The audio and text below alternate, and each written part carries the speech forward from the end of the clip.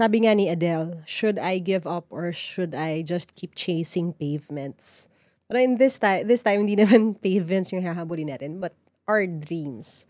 Pag-usapan natin yan in this new Trying Hard podcast episode.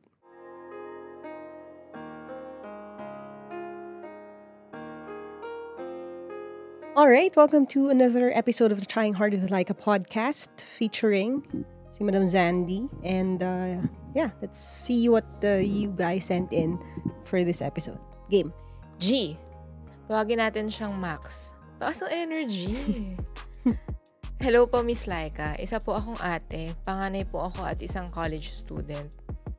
Masipag po akong mag-aral noon at porsigida po talaga ako. Pero simula nung nawala ang mama ko, ako na yung tumayong nanay sa kapatid ko at napabayaan ko na rin yung pag-aaral ko. Pero kahit na ganon, sinikap kong mag-aral at the same time, ginagawa ko pa rin ang tungkulin ko bilang ate at bilang guardian niya. Pero kahit na kinakaya ko, merong part sa akin na sobrang napapagod na. Feeling ko hindi ko na kayang pagsabayin ang pagiging estudyante at pagiging magulang sa bahay. Dalawa na lang po kami ng kapatid ko, kaya ako lang po ang inaasahan niya. Minsan, nakikita ko na lang yung sarili ko na natutulala na lang at di alam ang gagawin. Na-overwhelm ako sa lahat. Pressure sa school, pressure sa bahay, pressure sa mga nag-expect sa akin na makagraduate on time. Ano po ang may papayo nyo? Dapat ko po bang bitawan muna ang pag-aaral ko at mag-focus na lang muna sa sarili ko o sa kapatid ko? O ipagpatuloy ko pa rin yung pag-aaral ko kasi 3rd year college na po ako. Konting tiis na lang naman at gagraduate na. Ang bigat nun ah. Hi, Max. Hi, Max. And bagay yung name kasi mukhang maxed out ka na rin when it comes to like your duties and responsibilities. So let me start off by saying na I think I can say this din in behalf of Z na like mad respect. Di ba? Mad props sa iyong ginawa. Hindi madali. And again, when you lose a parent, kasi lalo na at a young age, some people would turn to grief and say na parang hindi ko to deserve. Tas they would do things to themselves. They would ruin their own lives. Di ba? Yung parang hindi ko responsibilidad to. Hindi ako dapat nandito. Hindi ko to deserve. Tapos mag-aalburuto sila, ganun. So you're not that kind of a person. So again, respect sa'yo. Palakpakan naman para kay Max. So, yeah. Congratulations for choosing to do difficult things. Doon muna tayo. And doon naman sa sitwasyon, like, sorry kung tumatawa ako, no? It's a very Filipino way of coping, no? Pero hindi namin minimize yung pinagdadaan. Hindi ko lang ma-imagine. I think ilang episode naman na to na tumatawa tayo na mahirap yung situation ng listener or nag-send ng letter. Pero hindi ibig sabihin nun na hindi kami nag-empathize sa inyo. Tsaka ginagawa namin yung joke. Kamigat. Pero, kasi yung tanong naman niya is if magko-quit siya, right, ng school. Sa akin, ang masasabi ko talaga as much as possible, kung kaya naman, kahit hindi mag-honor, kahit hindi mag-top 1, kahit hindi super perfect, pwede mo siyang tapusin lang muna. Like, yun lang yung goal. Tapusin. So, magpatuloy ka lang kung ano yung kaya mong gawin. Tapos, tapusin mo siya. And then, okay na yun. At least mako-close na yung chapter na yun. Kasi mukhang kaya niya naman eh. Di ba sabi kakayanin naman. It's just that napapressure siya dun sa mga tao around. Expectations. Oo. Kasi, siguro sasabihin natin dito ang may pagkakahawig dito yung iba kasi yung may natapos kang gawin dun sa alam mo na kung mas marami kang resources, mas marami kang time, you would have done better. No? Yun din yung lagi nating sinasabi dito sa podcast. Yung pag may nagtatanong na, ano po ba, mag-gap year ba ako? Or tatapusin ko? Yung about sa resources, sa ngayon, yung sa level ng buhay na meron ka responsibilities. Ayun, kanina I agree. Yung sinabi mo, mahirap mawala ng parent. Yeah. Mahirap din mawala ng parent, tapos may naiwan pang responsibilidad sa'yo. So, yung sa pag-aaral, I think, kung tama yung pagkakaintindi namin sa situation mo, kung kaya mong tapusin mo. Kasi nasa Pilipinas tayo at masakit iba naman. Pa rin pagtapos. Yun ang realidad ng buhay. Like, I'm not saying na ideal yun or na ganun dapat. We're just saying na yun talaga, mas maraming bubukas na opportunities Lalo na kung wala ka namang apelido, di ba? Wala kang estado sa buhay. Mga tayo, mga simple lang. Yung walang backer, mga ganun. Simpleng, walang mamanahin na negosyo o asyenda. Mas maganda pa rin nakatapos sa pag-aaral. Kasi, I think this is also a good place for us to differentiate yung best at saka best with what you have. Nung nag-aaral din ako for board exam sa... Which one? Which one? Actually, both. Okay. Both, nag-aaral ako ng board exam for both.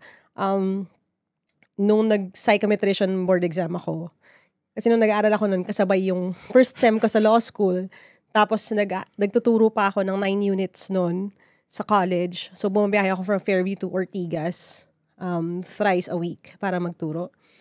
Tapos, on top of that, gumagawa na ako ng mga videos sa YouTube at the time. Tapos, nagtuturo rin ako sa review center at the time. After office hours, I think 3 days a week para makaipon ako nung pang everyday ko sa school at pang readings ko, everything else. So, nung nag-board exam ako ng psych, I knew na, in my heart, na parang kulang din yung oras ko. Sana marami akong time para talaga na-google ko siya. Although nakapag-aral naman ako, meron naman akong notes, may index cards naman ako. Pero alam ko na kung yun lang yung focus ko nung time na yun, siguro I would have done better. When it comes to the grades, tingnan natin. Kasi I'm a few points shy of topping the psych board exam. Hindi ko siya nagawa kasi nga may mga humuhugot ng aking atensyon nung time na yun. Pero importante, nung lumabas yung results, okay na ako doon. Na-check ko na yung box na yun. Naulit-ulit nung salet. Ano nangyari ng salet? Yung salet, ang dami. Like, I would say the hardest times of my life. Some of the hardest times of my life was preparing for the LET. Hindi because of preparing for the LET, kasi I think mga 3 days lang yata ako nakapag-aral ng aral talaga. Full day. But challenging siya kasi sa trabaho, ang daming trabaho. Nag-Singapore kami, for work, nagbabiyahe kami around the country. Thailand, for work. Nung time na yun, imbis na nag-aaral lang ako. Tapos may mga responsibilidad ako sa negosyo, sa trabaho. Tapos may mga personal problems pa na parang... Challenges. Oo, challenges. Na parang sumabay pa talaga kayo. Parang ganun yung feeling. Pero naalam ko na yun nga, kung nakatutok lang ako nung nag-aaral siguro for LET, meron akong 3 buwan para magbuno ng braso, siguro mas mataas yung score ko. Siguro baka nag-top ako kasi 90.2 ako, 90.8 yung top 10. 0.6. 0.6 lang. Siguro plus 2 na tama o plus 3 na tama, baka nakapag-top ako. Pero, nung lumabas yung results, happy na ako kasi ang importante, tapos na siya. Like, hindi ko na kailangan mag-review for LET this year. Okay na yun, na-take off ko na yun sa aking to-do list.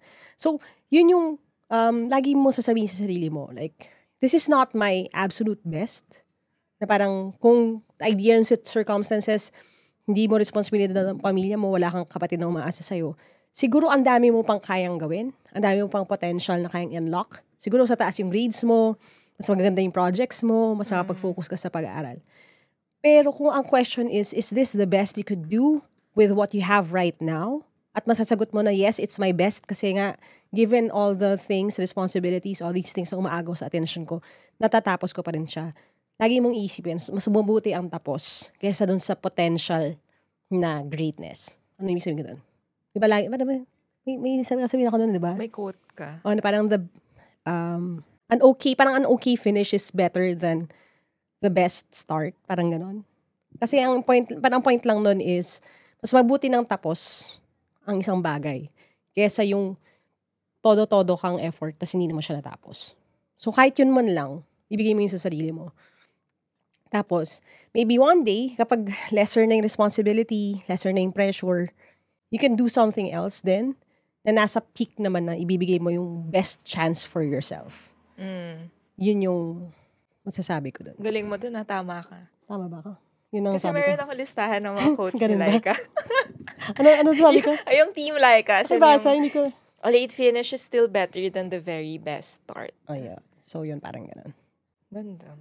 Yeah. Tsaka yung nape-pressure nga siya sa mga taong nag-expect sa kanya na makatapos siya on time. Ano ba? Bakit kasi na-pressure, guys? Sabihin mo na lang sa mga na-pressure na... Play mo to ng malakas. Kayo kaya, Oo. please, try nyo. Pero kung kung talagang hindi mo na kaya, sobrang bigat na sa loob mo at hindi mo siya kayang tapusin on time at meron ka namang resources kahit papaano na, anong tawag doon, may padding ka. Kung kaya mo kumuha muna ng a Less few units, Oo. gawin mo yun. Yeah.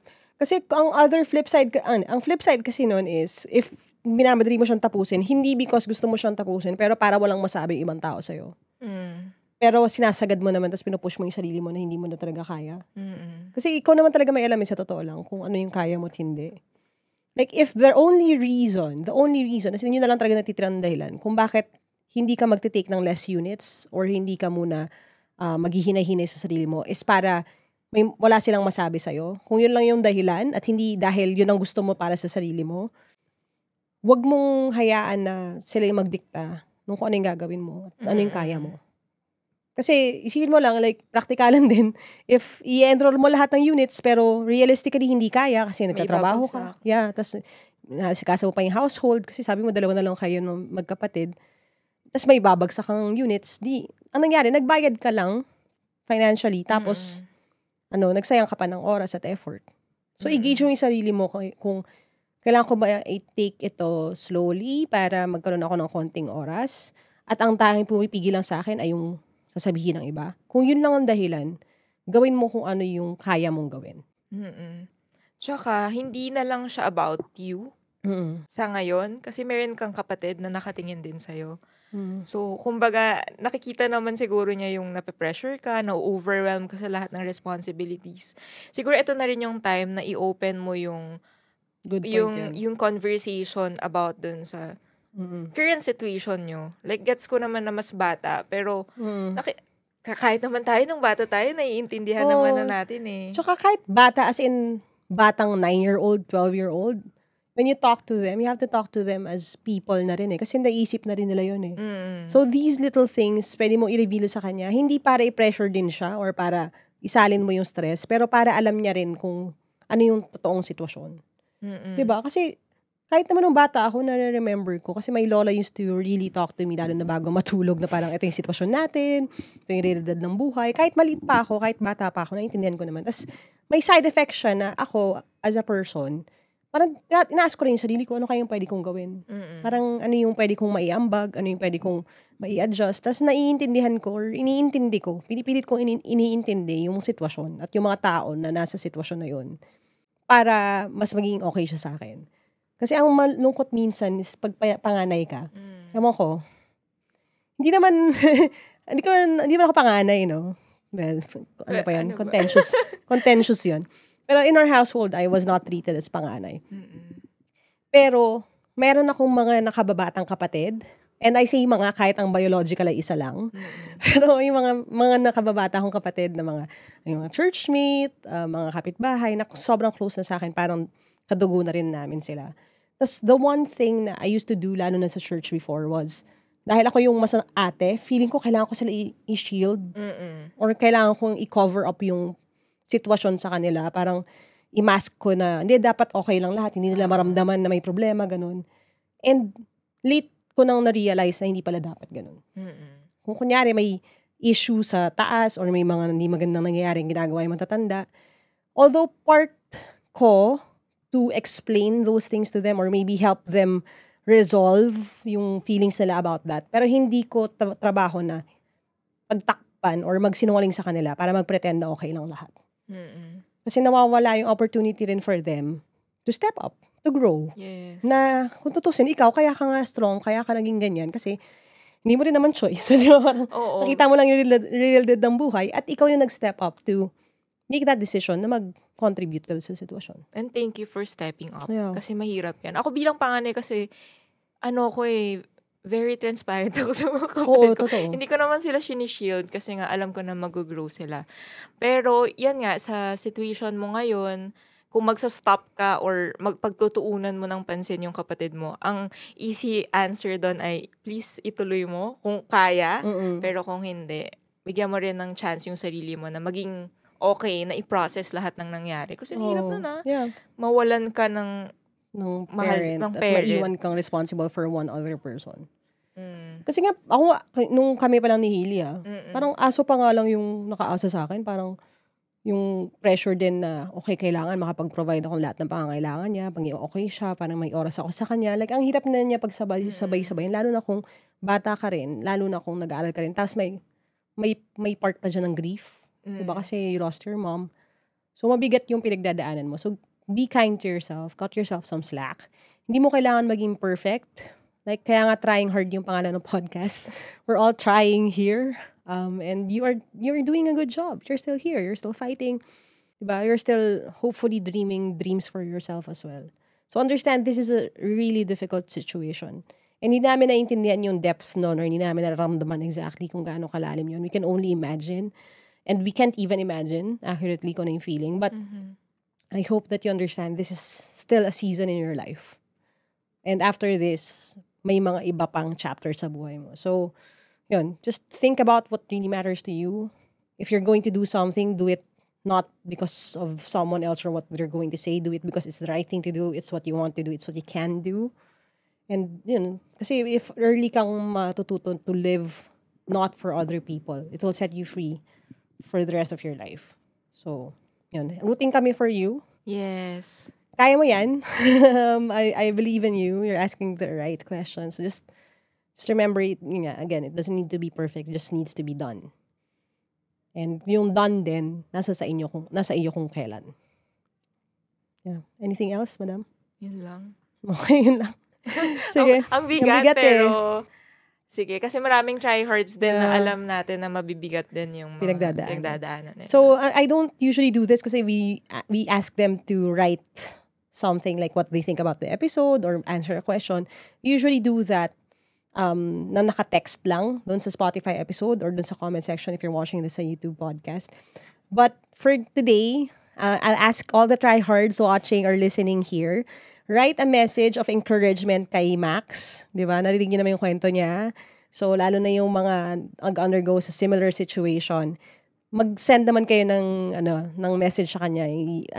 I-type niyo doon sa ating Q&A section para mabasa niya yan at ma-encourage din siya. Kasi again, this is not just, a one-way conversation. Wala namang one-way conversation. Pero one-way thing na kami lang nakikipag-usap sa inyo. We want you to be like there for each other as well. Mm-hmm. So yun. Max, basahin mo na lang yung mga ihahanda ng mga tryhards at maisisend nila sa inyong messages of encouragement. I hope you get encouraged by that. And meron tayong Facebook group. Yeah. If gusto nyo naman na medyo private yung makakabasa, doon lang tayo sa tryhards na community. Yeah. Join na lang. Nasa page siya ni Laika. Oo, yeah. It's called Trying Hard Podcast Community.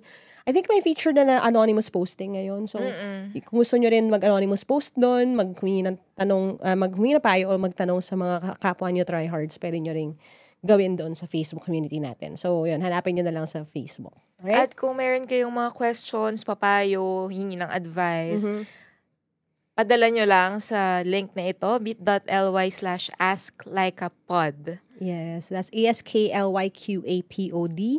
Tapos, para maipila natin dito sa ating susunod na mga episode. So, again, salamat, Max. Yeah, thank you. And I'm happy, I'm grateful that there are people like you around. Kasi what that means is by you trying to be the best you could be, hindi lang yung kapatid mo ang mas maayos ang buhay because of that. Kasi you're choosing to be responsible for your sibling. But that goes for every other life you touch. You'll be an inspiration to so many people. Ayun. So follow the podcast if you haven't yet then. And yun. I'll see you next time. As you always say sa podcast na ito, dream big, work hard, start now. And don't let those who call you trying hard keep you from actually trying hard. Keep trying, guys. I'll talk to you soon. Bye!